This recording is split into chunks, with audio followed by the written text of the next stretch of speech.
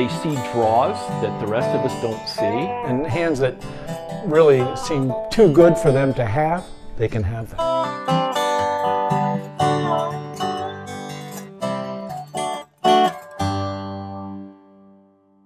Oh, you got the field guide. Did you get it at the library? No. This is the field guide to villains. Right. I already read it. Oh, you already read it? Yeah, this is fascinating stuff. Yeah. We should share this with the people. We should tell them all the best stuff in there. Yeah, okay. So today we're going to talk about the field guide to villains.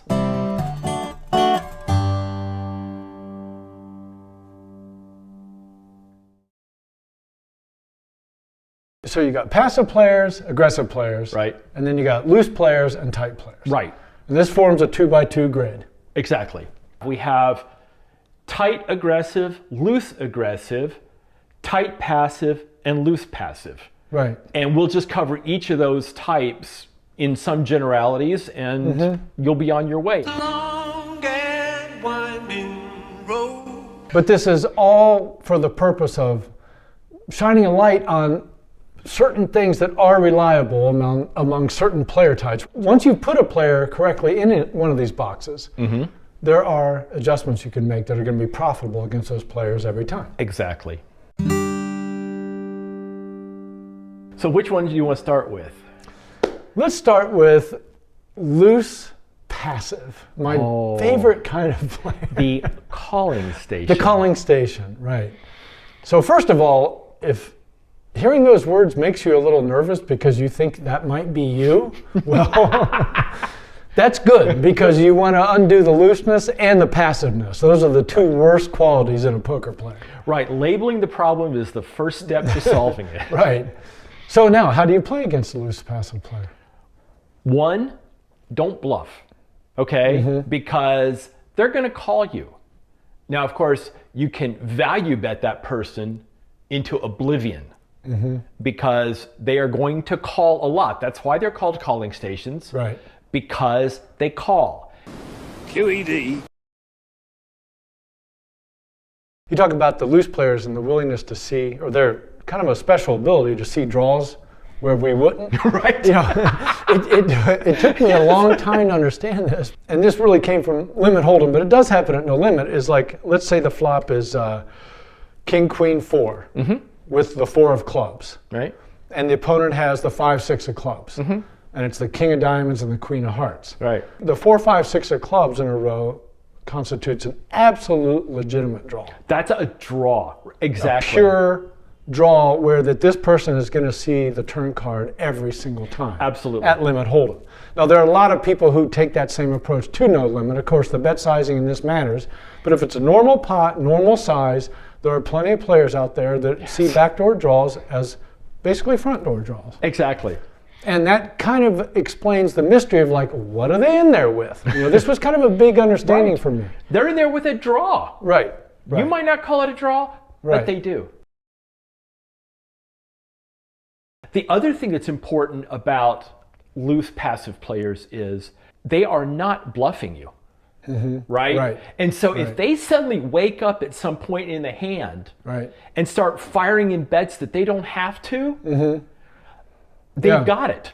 It's almost like we've drawn up an AI of like who is the softest player in the world. And that's you know, people who don't bluff, but just kind of stay in the pot. Yes. And when they have something, you know they have it. The takeaway of how to play against these people is, I use the phrase, make a hand poker.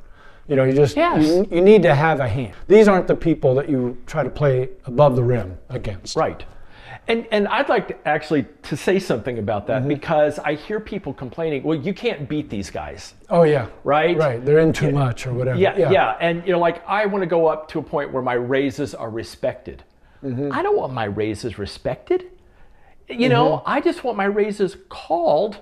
Right, when you have something. When I have something. Right. Well, that just means I have to have something when I raise. Exactly. And if you want to be playing edgy above the rim poker, this isn't the place to do it, or this is not the guy or gal against which to do it. Exactly. But it's relatively straightforward. Make a hand. First, yeah. First, make a hand. Second, collect. Right, that's about it. QED. The summary of our calling station loose passive player is they're calling a lot. They see draws that the rest of us don't see, and they're not going to bluff.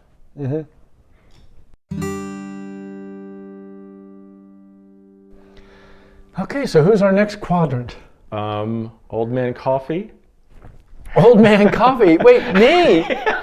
You're not going to tell them how to play against me, are we? Old Man Coffee, and again, this is a generalization. It's not all the old guys, but you know, it's a name that the poker community is kind of enjoying. Right. And it is the tight passive. Tight passive. Right? Yeah. And quite often they are at 7:15 in the morning with their newspaper, reading the sports section. Yeah. And they're going to be the one to make sure they get to the chocolate donuts before they're gone. So you like donuts, eh? And they're just enjoying the community and having a good time. And they're not playing any hands unless the hand kind of plays itself. Yep. Yeah. So, Tommy, I know you've spent a lot of time. You were there at 10:30 in the morning at Lucky Chances. Oh, yeah. You want to talk about those guys? Sure. I mean, I always looked at the Old Man Coffee people as one of the safest opponents there were. I was never going to make a lot of money off of them, but I was never going to lose money to them. And the basic way to play against people that play tight passive is to just make a lot of small bluffs into small pots, because they're just going to give those up at such a high frequency that, you know, now and then you're going to get called when you bet your second pair and they've got their top pair, and then you're done with that hand. Right. But when you add it up over the long run, you make plenty of money taking the pots away from them after they've seen the flop. It's also just as important to not be donating money to their pocket aces, pocket kings, and pocket queens. And just because they didn't 3-bet you, it doesn't mean they don't have queens. Yeah. And then suddenly the coffee goes down, the newspaper goes down, and they turn away from their bacon and eggs. Right. Oh. Is that kings or queens? Right? Yeah. But by God, they will not necessarily 3-bet their queens. And so a really good example of that is that you've got ace-10 suited and you raise and they call. Right. Flop comes 10 high. You've got top pair, top kicker. You're feeling pretty good about it. You bet and they call. Yeah. That's not saying it's time to muck. Right. But it's time to be careful. Yeah. It's like, you know, do they have king 10? I mean, what can you beat here? Right? Especially if you have the king 10 or queen 10 and they call, now they can have the ace 10. They can have the ace 10, they can have the and jacks. Right. It's the jacks and queens is what you you don't want to be surprised by. Exactly. Don't be surprised when they show up with queens and you're like, you didn't 3-bet pre-flop. How dare you, sir? So a quick summary on that is you want to steal the pots when they've started with 2 overcards and missed. And once you've made your flop bet and they're still in there, be on the lookout for overpairs and hands that really seem too good for them to have. They can have that. The next corner of our little square is loose aggressive. This covers a wide spectrum in itself. Right. Yeah. But they're very like the deep corner of that quadrant is the maniac. And maybe they're drunk, maybe they're on tilt, or some people are just wired that way, and that's what they want when they sit down at the poker table. Right. They play that way all the time. Right. Yeah. And so that's somebody who is in a lot of pots. They're doing a lot of raising. Their values are pretty questionable most of the time. Okay? Yeah. And so how do you want to play against that kind of villain? Against the loosest, craziest ones, this is definitely a make-a-hand poker situation. Right. It's dangerous against these players, but once you make a hand, if you know they're capable of big bluffing, you got to hang in there.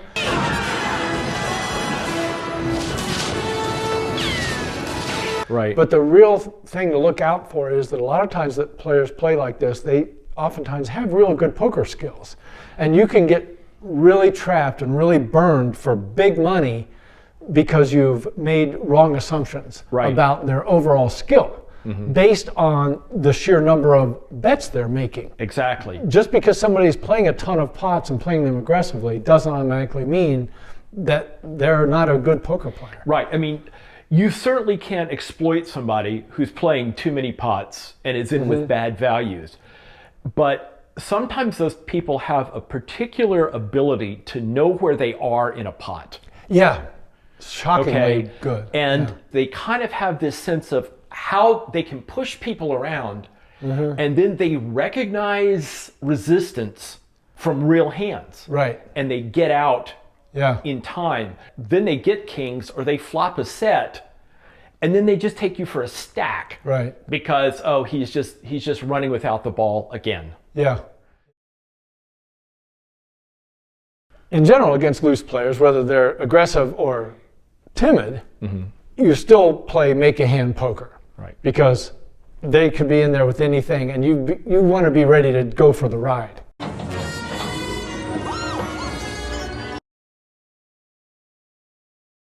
You know, one of the phrases that you will hear for loose aggressive has been shortened up to lag. When you think of the phrase lag, do you think winning player, losing player? What do you think of? Not necessarily either. Okay. I think there's winning lags and there's losing lags.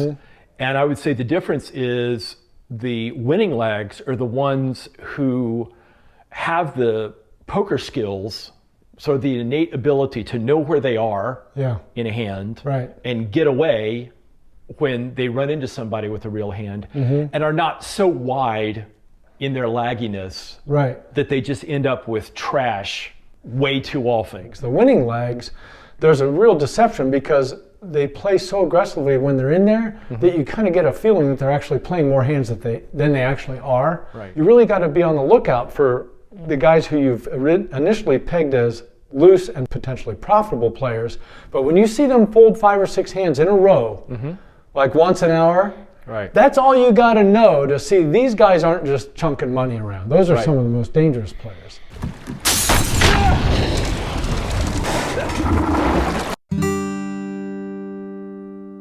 And finally, the tag.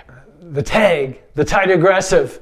Which is, you know, earlier on I was talking about the coffee and everything, but this is really just a ploy.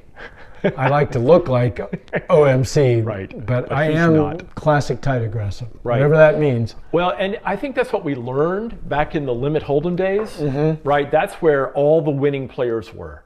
And there are still some real benefits to being tight and playing aggressive. What that means is you are not coming into a lot of pots, but by God, when you come into a pot, you are the one that's putting pressure on. I'm always looking for a sign that the opponents might not have anything. You know, that's when I pick my spots to bluff. And the reason those bluffs are more likely to work than, say, a loose player is because I'm folding so many hands and I'm playing so few hands. So the combination is pretty deadly and always has been. The other thing that comes from being tight aggressive is quite often when you're doing your bluffing, you're doing it with some equity, right? So you're in there with, you know, ace queen suited, and you get a flop that's got one of your suit and you've got a couple of overcards and you bet and then they call. Well, now you turn another of your suit and you're just like piling the pressure on. And even if they accidentally call, you've got 2 overcards plus all your flush outs. And it makes people's lives miserable because they know that quite often, maybe they're in front right now, but they're not going to know what to do on the river when you pile in that third big bet. So the tight aggressive people are the ones who are most likely, I think, to be thought of as the best player at the table. Oh, for sure. Yeah, this style generates the most fear and respect. And you made a great point about having equity. You know, the huge advantage of seeing few hands is that you always have a real hand. So like even if all I have is pocket threes and I make a quote unquote bluff on the turn, well, first of all, I might have the best hand. And if they call, I might spike a 3. You know, another example is like, let's say I have 10-9, okay?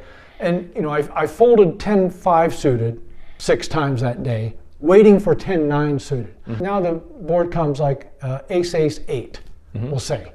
And the guy checks with his 3 aces, and I bet. And now he's slow playing, so he just calls.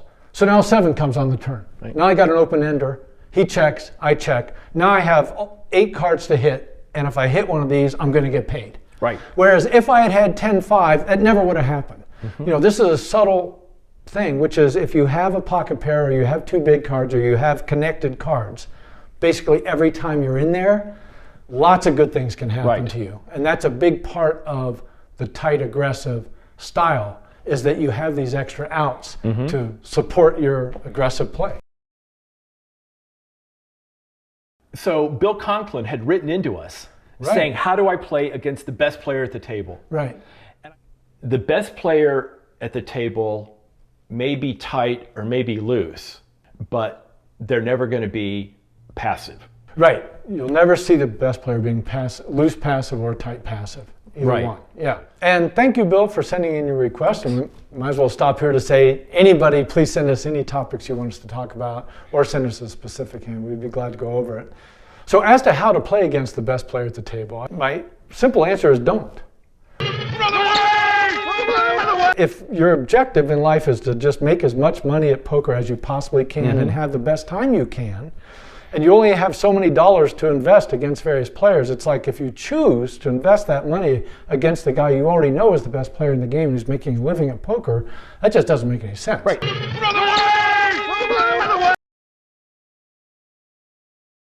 The phrase I use is a hierarchy of fear. Okay. So what you want to do is be tied in the top rung of the hierarchy of fear at the table. You don't need to be the most feared player, because if you're in a game with two other sharp pros, they're just grinding. You're just another nothing to them. You're just coming and going, right? So what you want to do is you don't try to be the greatest. You just want to be tied at that top rung. That's part of it. Then the other thing is staying out of their way. It really is possible to avoid one player for like years.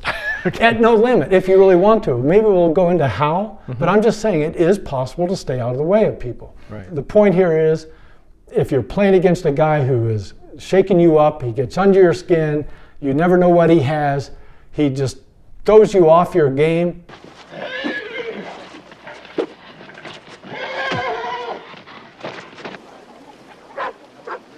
Just stay out of his way. It's the best thing you can do. Okay, Tommy, let's run the quadrants here. Okay, yeah, let's go through it. We have loose passive, the calling station. Right. Find them and play with them. They're calling a lot. They see draws that the rest of us don't see, and they're not going to bluff. Tight passive, the OMC, the old man coffee. You want to steal the pots when they've started with two overcards and missed, and once you've made your flop bet and they're still in there, be on the lookout for overpairs and hands that really seem too good for them to have. They can have that. We have the loose aggressives, the lags. They're going to be in a lot of pots. They're going to be doing a lot of betting. You still play make-a-hand poker, because they could be in there with anything, and you want to be ready to go for the ride once you get involved. And finally, you got the tight aggressives, and those are the ones who are likely to be the best player at the table. They're not playing a lot of hands, but when they are in there, they are putting pressure on. They're making life miserable for everybody else. And to a first approximation, it's just okay to stay out of their way. Hey, thanks for watching, and before you go, don't forget to subscribe and like, and if you click the bell button, you'll be reminded when we have a new video come out, which is every Wednesday. See you soon.